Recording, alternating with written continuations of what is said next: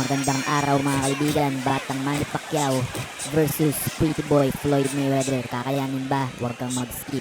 Panoorin ang buong video mga kaibigan para malaman kung uubra ba ang Manny Pacquiao na tumalo kay Lelo Ledwaba versus sa Floyd Mayweather na ikinumpara kay Gervonta Tank Davis nung kanyang kabataan mga kaibigan. Mayweather sumusugod, Manny Pacquiao kumukuha ng tamang tempo. Uppercut mga kaibigan, pumasok. Uppercut na naman mga kaibigan. Mayweather walang ganti. Matras lang as usual. Pero bantayan natin ang kilos ni Mayweather mga kaibigan dahil ito yung Mayweather na kilala bilang nagna-knockout mga kaibigan ng mga kalaban. Manny Pacquiao. Sunod-sunod na left hook. Sinusubukan mga kaibigan. Mukhang agresibo. Mukhang effective ang kanyang mga left hook. Ayun, na-uppercut si Floyd mga kaibigan. Lumusot din. Bagsak si Floyd mga kaibigan. Napakagandang left hook sa panga. At sinundan pa ng isa. Binibilangan ng ref mga kaibigan. Ikwento ko lang ang istorya ni Manny Pacquiao sa ganyang edad. Si Manny Pacquiao ay tinawagan ng top rank. Ayun na naman mga kaibigan. Sumusugod si Manny Pacquiao. Tinawagan si Manny Pacquiao ng top rank para mag-substitute sa scheduled fight ni Lelo Ledwaba, which is world champion noong araw ngayon. Hindi inaasahang si Manny Pacquiao pala ang kauna-unahang makakatalo sa top pound for pound na fighter na si Lelo Ledwaba. Isipin nyo yun, magbabakasyon lang, tinawagan na substitute. Alam ko 2 weeks notice, yun lang ang preparation ni Manny Pacquiao at world title fight ang kanyang papasukan. At hindi niya binigo na pabagsakin si Lelo Ledwaba sa araw na yun. Doon sumikat si Manny Pacquiao mga kaibigan. At ganyan na ganyan ang kanyang itsura nung nilabanan niya si Lelo Ledwaba. Tuloy natin sa round 2 mga kaibigan. Manny Pacquiao nagpapakawala pa rin ng mababangis at matatalas na left hook. Mayweather tinatansya. As much as possible mga kaibigan, ginaya ko yung galawan ni Manny Pacquiao na careless, walang depensa, dahil titingnan natin kung uubra siya sa Floyd Manny Mayweather na metikuloso pagdating sa galawan. Nagpapakawala lang ng mga siguradong mga suntok. Pero makikita natin na ingat si Mayweather. Ayun na naman, nanginginig ang tuhod ni Mayweather mga kaibigan. Hindi niya inaasahang ganito kabilis at kalakas ang batang Manny Pacquiao. Pero sa tingin ko mga kaibigan, kung nagharap sila sa ganitong edad ay 50-50 ang laban dahil ang batang Manny Pacquiao is napakadelikado. At the same time, napaka-careless mga kaibigan. Sugod lang ng sugod, walang depensa. At yung ganitong edad na Mayweather is napaka-delikado pagdating sa suntok, pagdating sa timing, napaka-accurate mga kaibigan. Tingnan nyo naman, hindi basta-basta pumapakawala ng suntok. At hindi tumatama yung mga iilang suntok ni Manny Pacquiao dahil napaka-perfect ng kanyang depensa. Kayo ba mga kaibigan, sino ang tingin nyo mananalo dito sa laban? Comment nyo sa baba. At huwag nyo kalimutang mag-like, mag-share, mag-follow sa ating page. Nasa gayon updated kayo sa mga papalapit ng mga magagandang laban katulad nito mga kaibigan. Pwede rin po kayong mag-avail ng subscription if you have businesses, if you wanna plug it to my channel. Walang problema as long as you are a member of this channel. Mapaplug ang inyong video advertisement. Just read the description, message me on my email address that is included on my channel, and let's do business together. So tuloy tayo sa round 2 mga kaibigan. Manny Pacquiao wala pa rin tigil sa atake. Body shot by Mayweather. Ang kinagandaan kay Mayweather mga kaibigan, kahit nagbaback pedal siya is kalkulado pa rin ang mga suntok. And I don't think effective yung ginagawa ni Manny Pacquiao. Walang boxing skills pa sa ganitong edad mga kaibigan. Kung mapapansin nyo, puro forward, which is napaka-accurate or closely accurate dun sa Manny Pacquiao na kilala natin nung bata siya. But in some ways, effective to dun sa mga fighter na walang gaanong skills mga kaibigan, na overwhelm sila sa speed and power ni Manny Pacquiao dahil hindi natin talaga alam kung gaano kalakas si Manny Pacquiao sa personal, lalong-lalo na nung ganitong idaran niya mga kaibigan. Let's see how this works sa elite fighter na kagaya ni Pretty Boy Mayweather na biyasa dun sa mga ganitong mga styles. Mayweather medyo overwhelmed. Do kalkulado niya si Manny Pacquiao mga kaibigan, bibilang lang ang mga suntok niya. Dumakap si Mayweather, right hook, left hook rather. Ginigisa ni Manny Pacquiao si Mayweather mga kaibigan. Mayweather hindi nakaka-counter ng mga malilinaw. Uppercut dito tumama, right hook dito tumama. Manny Pacquiao, napakagandang mga solidong bitaw. Mayweather right hook. Nag-aantay ng tamang counter. Mayweather sumasabay mga kaibigan. And yung ganitong edad na Mayweather sumasabay talaga. Disappointed si Mayweather mga kaibigan. Nasa round 3 na tayo mga kaibigan. Let's see if Mayweather can give us something on this round. Body shot. Same old. Atras. Depensa. Manny Pacquiao, same old. Bitaw ng walang humpay. Nagpapaulan ng mga matitinding mga suntok. But the disadvantage of it is baka ma-gas out si Manny Pacquiao and hindi niya manakaut si Mayweather on time. Let's compare their stamina.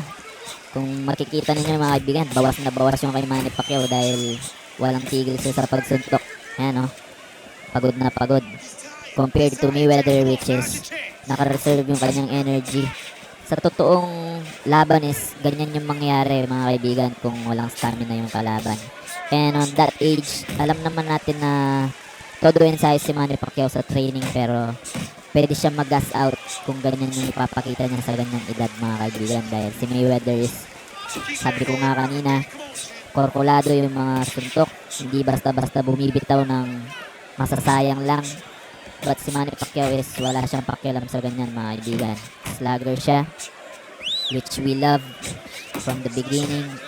But delikado ito mga kaibigan kung papakita niya sa ganitong idaran nila. Si Mayweather is matalino. Matalino din si Manny Pacquiao mga kaibigan, pero kung hindi niya mapapabagsak within 3 rounds si Mayweather is mapapagod siya. Yun ay sa aking palagay mga kaibigan. Sa inyo mga kaibigan, pwede kayong mag-comment kung disagree ba kayo or agree ba kayo sa aking sinabi.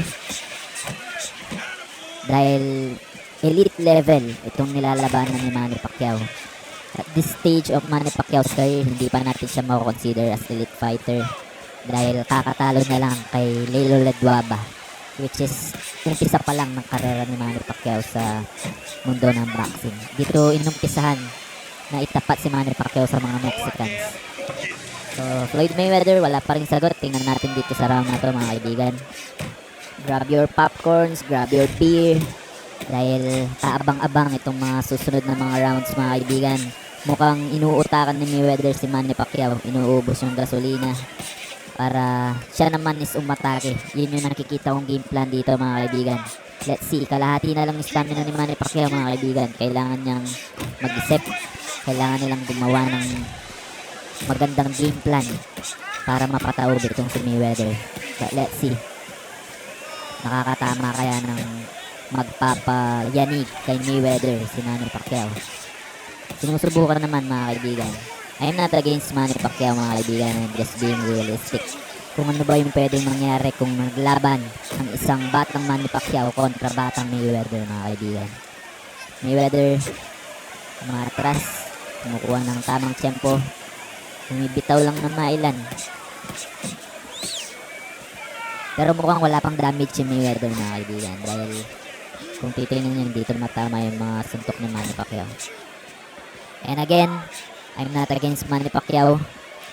In fact, I'm using the character of Manny Pacquiao in this fight. Ako yung naglalaro dyan. tinatimingan ko si Mayweather pero napakahirap niyang pasukin mga kaibigan. Dahil yung depensa talaga kahit dito sa gameplay is napakahirap pasukin mga kaibigan. Napakagalaw, napaka-smooth. Ayan o. Dito matama yung mga suntok ko mga kaibigan. Pero 100% na yan, both 100%. 100% Manny Pacquiao, 100% Mayweather, kaya walang bias itong laban na to. Sinusubukan ko talagang pabagsakin si Mayweather. Pero let's see kung mapapabagsak ba natin si Mayweather mga kaibigan. Manny Pacquiao, hingal na. Mayweather, mukhang inuubos talaga yung gasolina ni Manny Pacquiao. Tamang-tama sa ating sitwasyon. Nagmahal yung gasolina, nagmahal yung diesel. Mag-stay na lang kayo sa bahay, manood kayo ng Team Sports. Alright. Manny Pacquiao, mukhang nagre-reserva na ng gasolina dito sa oras na ito mga kaibigan. Ayan o, hingal na, pagod. May bato pa rin, of course. Hindi mawawala yan kay Manny Pacquiao. Mayweather nagsisimula nang umatake, sensing the situation of Manny Pacquiao. Nakikita na niya yung stamina ni Manny Pacquiao is sumuhupa. Bumabody shot mga kaibigan. Floyd Mayweather is investing little by little on Manny Pacquiao's body. Ayan o, nagbababa ng todo yung stamina ni Manny Pacquiao dahil tumitira sa bodega si Floyd Mayweather. Kahit gameplay itong laban na to, napaka talino ng mga nag-design, napaka-accurate ng mga fighters. Because I've been using this platform matagal-tagal na din, kaya bilib na bilib ako sa mga designer ng Fight Night. If you also wanna know about the specifications, about the requirements, please feel free to message me and tuturuan ko kayo para kung gusto nyong gumawa din ng gameplay na ganito. Ano ba yung setup ko? Pwede kayong mag-comment mga kaibigan, sasagutin ko yan. Hindi masaya lang sa Team Sports. Anyway, back to the game. Manny Pacquiao wala pa rin. Hindi pa rin nakakabira ng malupit na tatandaan ni Floyd mga kaibigan. Floyd Mayweather, sinisilip-silip ang bodega ni Manny Pacquiao.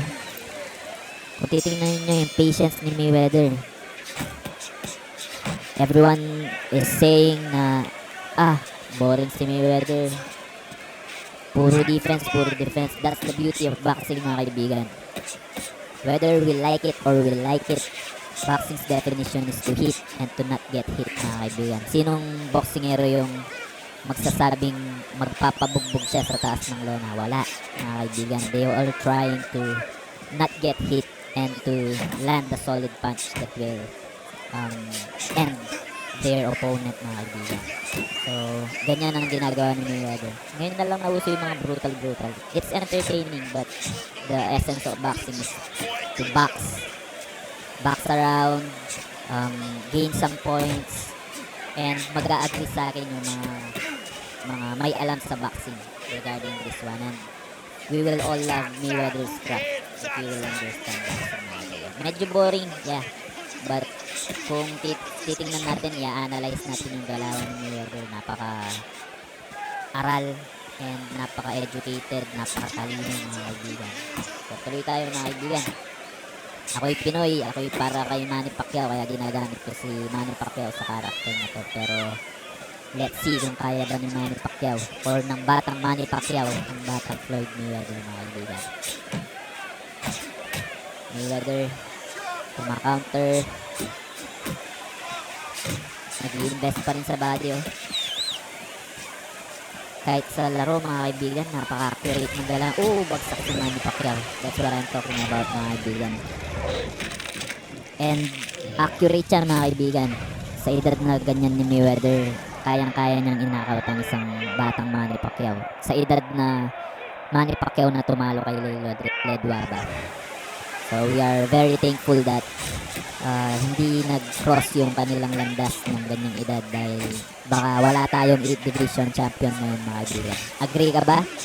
Comment down below. Ayan na. Nasampal na naman si Manny Pacquiao doon mga kaibigan. Sa mga Manny Pacquiao fan mga kaibigan, isa ako doon. Pero I don't think sa early stage na ganyan is iyaharap nila si Manny Pacquiao sa batang Floyd Mayweather. And thankfully, hindi nila na isip na iharap kay Floyd or hindi nag-negotiate yung both ends dahil baka wala tayong 8 division champion ngayon mga kaibigan. Marahil maaabot ni Manny Pacquiao pero at early stage kung puro talo or matatalo siya sa ganyang stage, baka mag-iba yung landas ng isang 8 division world champion mga kaibigan. And abangan natin ang nalalapit nilang laban sa September. Medyo may controversy dahil nag-advance na si Floyd. Floyd is telling us that this coming fight is an exhibition fight. And otherwise, si Manny Pacquiao naman sa kanyang kampo is in contrary to what Floyd is saying. Ang sabi ni Manny Pacquiao is nag-sign sila, including Floyd Mayweather, sa isang real fight. Kaya abangan natin kung ano yung mangyayari sa Netflix fight nila, which will happen on the Sphere sa Las Vegas mga kaibigan. So sana matuloy. And definitely matutuloy dahil sabi ko nga nag-advance na si Floyd.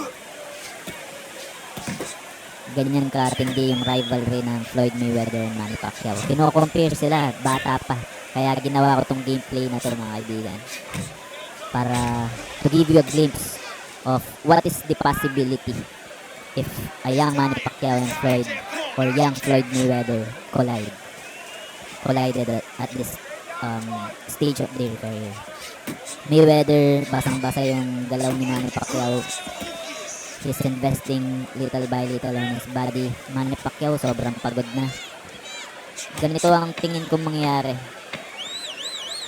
Dahil i-compare ninyo yung Mayweather na kasing lakas ni Gervonta Tank Davis nung time na yun. I'm not a hater of Manny Pacquiao. I'm a big fan of Manny Pacquiao. I watch Manny Pacquiao on his entire career. Even dun sa mga amateur careers niya, may mga compilation ako ng mga videos na kaya I'm being honest. Maybe, probably, I know Manny Pacquiao better than others kaya huwag niyo akong i-bash mga kaibigan. This is my opinion. And everyone has their own opinion. Comment lang kayo mga kaibigan. Napakagandang discussion na to. Back to the game. Mayweather, iniikutan si Manny Pacquiao. Manny Pacquiao, mukhang pagod. And, I think that's it. No? Saktong-sakto yung mga suntok ni Mayweather. If hindi man mangyari ito, I'm sure hindi man na-knockout si Manny Pacquiao ng ganitong fashion mga kaibigan. But I think a young Mayweather can beat a young Manny Pacquiao at this stage. Yung Manny Pacquiao na tumalo kay Lilo Leduaba. Comment down sa thoughts ninyo about this fight. And see you on the next video mga kaibigan. Floyd Mayweather wins. Lakas ng Pinoy, hands up high, we're bringing the noise. Sports, lakas ng Pinoy, champions rise, we making the choice.